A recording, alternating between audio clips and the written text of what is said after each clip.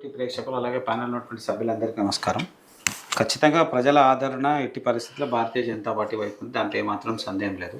ఎందుకంటే మేము పోతున్నప్పుడు ప్రతి చోట ప్రజలు మాట్లాడుతున్నటువంటి విధానం ఉన్నటువంటి వైఖరి, గత ప్రభుత్వం మీద 9.5 సంవత్సరాలు ఉన్నటువంటి వ్యతిరేకత. మా మిత్రుడు మాట్లాడుకుంటూ చెప్పిండు నీళ్ళు ఏదో అన్నారు, కానీ అక్కడ ఎక్కడో వచ్చి ఉంటాయి పంటలకు పొలాలు, ఇక్కడ పంటలు లేవు, కనీసం తాగడానికి నీళ్ళు కూడా ఉండకుండా. ఎప్పుడు నీళ్ళ సమస్యలు వచ్చినా అదే బోరబండ, అదే రైమత్ నగర్, అవే విషయాలు చూపించిన దాఖలాలు చాలా ఉన్నాయి.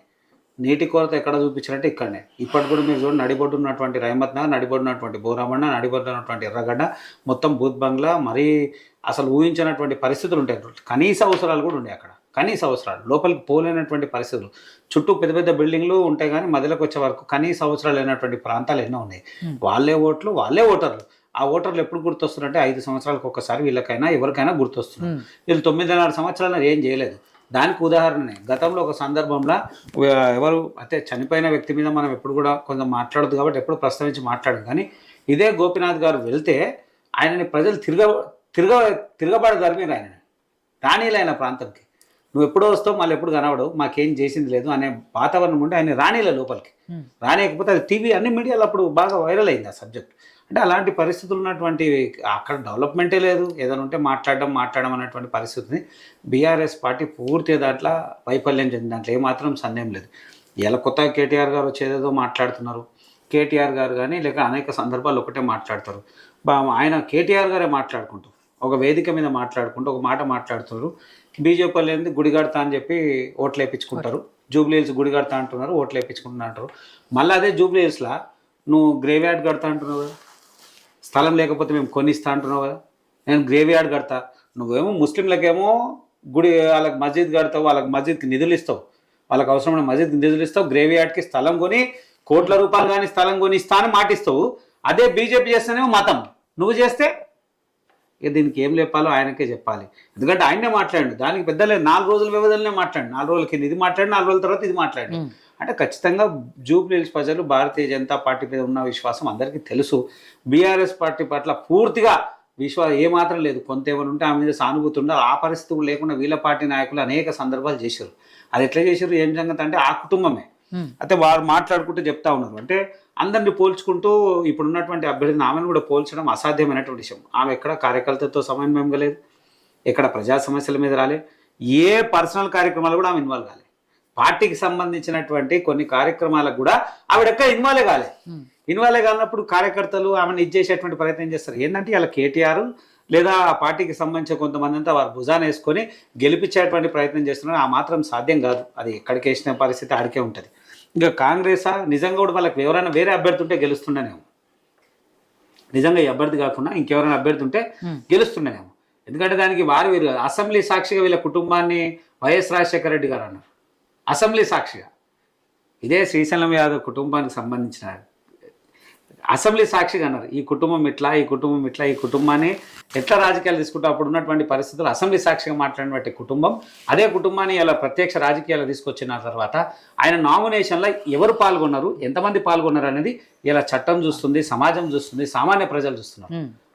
బోరబండ లిమిట్స్, ఒక పోలీస్ స్టేషన్ లిమిట్స్ 74 మంది రౌడీ షీటర్లను బైండ్ ఓవర్ చేశారు. అలాగే అభ్యర్థి సొంత నాన్ననే, వాళ్ళ సొంత బాబాయిని, శ్రీశైలం యాదవ్నే వాళ్ళ బాబాయిని కూడా వాళ్ళ కుటుంబంలో ఉన్నటువంటి 19 మందిని బైండ్ ఓవర్ చేశారు. దగ్గర సుమారు 160-170 మందిని ఆ నియోజకవర్గంలో వాటినే బైండ్ ఓవర్ చేశారు.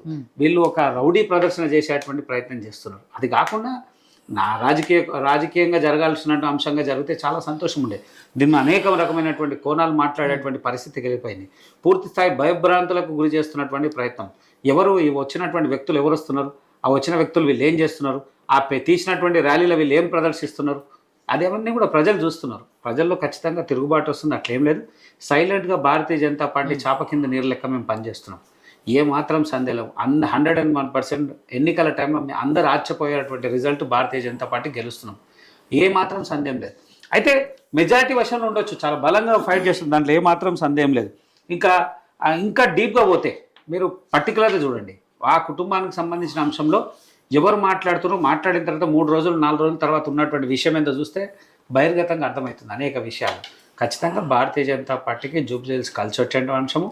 మా అన్ని విషయాల్లో మేము, ఎందుకంటే మా అభ్యర్థి ఎవరైతే ఉన్నారో చాలా ఎక్కడ కూడా వివాదాలు లేనటువంటి అభ్యర్థి. ఎక్కడ కూడా ఇచ్చేయాలి. 5 సంవత్సరాలు ఓడిపోయి ఉన్నా 5 సంవత్సరాల ప్రజల మధ్య ఉన్నాడు, ప్రజల సమస్యలు మాట్లాడు, ప్రజల సంక్షేమం గురించి మాట్లాడు.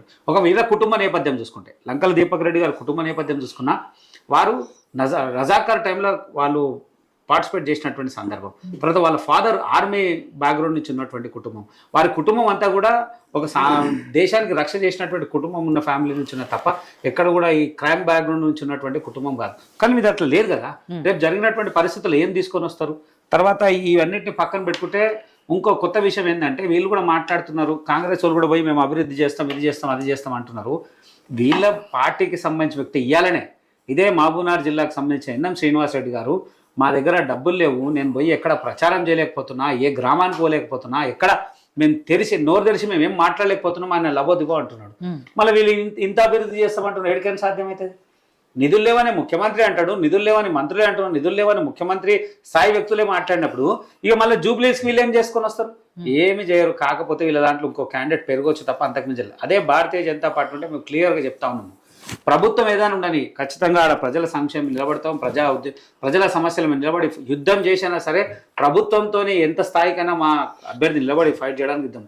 ఎందుకంటే గతంలో చూడండి మీరు, ఒక అంశం మీద రోడ్డు విషయంలో వివాదం జరిగినప్పటికే లంకల్ దీపక్ రెడ్డి నిలబడి అది సుమారు 13.5 కిలోమీటర్ల రోడ్డు ఉంటే దాని మీద పూర్తి స్థాయి నిలబడి ఆయన యుద్ధం చేసి దానికి పూర్తి స్థాయిగా పనిచేసినట్టు దాఖలాలు ఉన్నాయి. అట్లనే మా అభ్యర్థి ప్రజల పక్షాన్ని నిలబడి ఉన్నాడు. భారతీయ జనతా పార్టీకి ఆడ విజయం ఖచ్చితంగా ఉంది, దాంట్లో ఏమాత్రం సందేహం లేదు. సో రామ్ గోపాల్ గారు, దాదాపు ఒక నెల